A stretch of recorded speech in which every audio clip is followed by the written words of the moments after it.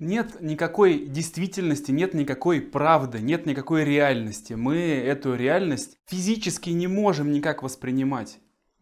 В целом наши органы чувств не способны показывать нам реальное положение дел, действительность. Это все интерпретации сигналов, которые идут от наших органов чувств. Глаза, уши, ощущения и так далее. Поэтому нет никакой правды, нет никакой действительности. Технология манипулирования, технология промывания мозгов, технология управления масс, социальная инженерия в сфере управления мнением и создания внутренней реальности давным-давно уже превзошли, любые способности, любые возможности критически осмыслять. Твоя реальность, твое восприятие – это вопрос интересанта, чьей-то воли, чьего-то заказа, если это кому-то надо. Вопрос условий, из каких запчастей будут собирать твою реальность, твое восприятие.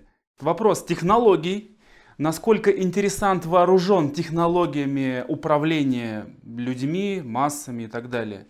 И вопрос ресурсов. Сколько у меня есть денег, сколько у меня есть людей, сколько у меня есть каких-то других человеческих, территориальных, финансовых, временных ресурсов для того, чтобы я реализовал свой замысел, свои цели, я создал нужное восприятие, нужную реальность, нужную правду у нужного количества людей. Например, самый простой, понятный, старый, уже изученный полностью инструмент управления человеческим восприятием, человеческим мышлением и человеческим поведением – это управление эмоциями. У нас есть 8 нот, 8 инструментов, с помощью которых можно сделать с человеческим восприятием, мыслями и действием все, что вам нужно. Захватить его внимание, сделать его внимание уже или шире, заставить его чем-то интересоваться или наоборот не интересоваться. Исходя из того, что человеку очень важно быть в безопасности, быть с другими, быть правым, и как можно меньше отвечать за что-то. Поэтому, если вы предложите человеку какую-то реальность, если вы поможете человеку создать какую-то реальность, где он будет прав, где он будет частью какого-то понятного, близкого социума, и он как можно меньше будет за что-то отвечать, он с удовольствием ее возьмет. Если у вас в вашем информационном поле есть какие-то конкурирующие действительности, конкурирующие правды, есть одна правда, есть другая, я схвачу ту правду, которая позволит мне оставаться правым, оставаться без наказания, оставаться вместе с какими-то другими людьми, оставаться в безопасности и как можно меньше за что-то отвечать. Мой мозг возьмет ту правду, где он будет меньше страдать, которая будет удобнее. И если эта правда будет максимально проработана, если это будет какая-то целостная, понятная картинка, даже если она абсолютно ничего общего с фактами, с действиями не имеет, мой мозг схватит. Потому что мной управляют мои эмоции. У меня работает внутренний механизм. Я пойду туда, где мне будет комфортнее, где мне будет проще, где я буду испытывать меньше стресса, где у меня будет меньше выученной беспомощности, что я не знаю, что происходит, мне плохо, больно, но от меня ничего не зависит, и я остаюсь в этой кортизольной ванне. Для этого прекрасно подходят еще и ошибки восприятия или когнитивные искажения. Допустим, наиболее популярные в использовании ошибки восприятия и когнитивные искажения – это так называемая ошибка атрибуции. Допустим, если я дам вам 3 детальки от реальности, которые худо-бедно будет как-то похожа на действительность, вы остальную картинку достроите, исходя из этого. Как в старой доброй байке, где в городе запустили 3 свиней, на одной написали 1, на другой 2, на другой 4. Этих 3 поймали, но длительное время потом еще искали свинью под номером 3. Нам хочется иметь логику. Это наше стремление к тому, чтобы мир был упорядочен, логичен. Нам так более комфортно. Поэтому я буду логично достраивать свою реальность. Я буду искать свинью номер 3. Поэтому если вам скормить какие-то кусочки бредовой реальности, вы остальной бред до этой реальности, вы сами достроите.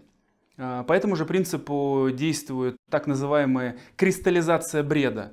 Если в вашем окружении будет максимальная консистенция, концентрация бредовой информации, то какая-то острая, какая-то сильная эмоция может этот бред кристаллизовать, чтобы все эти бредовые кусочки сложились в одну бредовую картину, которая была бы просто законченным художественным произведением.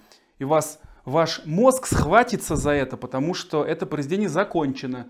Я могу за нее вцепиться, я могу на нее опираться, я могу в нее смотреть, потому что она доставляет мне минимум страданий, минимум дискомфорта, минимум кортизола. Или, допустим, ошибка выжившего. Это так называемая неполная индукция. То есть я делаю выводы из очень неполной информации. Если мне будут скармливать только нужные мне успехи, нужные мне какие-то эмоциональные события, я буду на них опираться как на инструкцию по эксплуатации. Например, взять старую добрую байку по поводу того, что высшее образование не нужно для того, чтобы стать миллиардером, что высшее образование, наоборот, это для неудачников. Это довольно удобная такая информация, удобная картина мира. Например, из-за того, что Стив Джобс без высшего образования, Билл Гейтс без высшего образования, по-моему, Ричард Брэнсон. Из этого всего, из этой ограниченной информации можно сделать удобный вывод. Высшее образование можно не получать, можно не напрягаться. Это для мозга удобная картина мира. Я точно стану как они, если не буду получать высшее образование. Высшее образование не нужно. Удобно, намного удобнее, чем стараться, работать и так далее. Плюс понимание того, как работает психика, понимание того, что психика очень сильно уязвима. Допустим, мы не можем не проживать, мы не можем не усваивать всю информацию, которую мы видим, слышим, которая как-то долетает до наших органов чувств. О том, что наши гештальты должны быть закрыты, и психика не может расслабиться до тех пор, пока не завершит какое-то удовлетворение какой-то важной потребности, эмоционирование до конца. Знание этих механизмов психики дает над человеком огромную власть. Поэтому в этой информационной игре вы либо объект, либо субъект.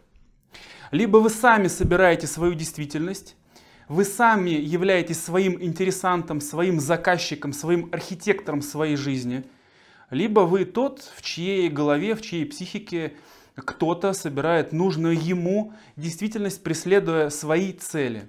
Поэтому для того, чтобы стать автором своей жизни, стать архитектором своей жизни, а не чьим-то инструментом или чьим-то ресурсом, важно взять в свои руки все детали этой модели. То есть стать интересантом собственной жизни, заказчиком. Что я хочу, что мне нужно, какие ресурсы мне нужно получить, какие у меня цели.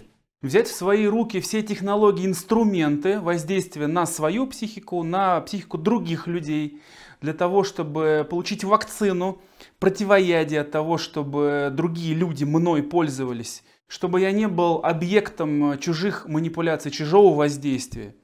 И ставить истинные свои цели, чтобы применять эти инструменты, эти технологии, используя свои ресурсы в своих интересах.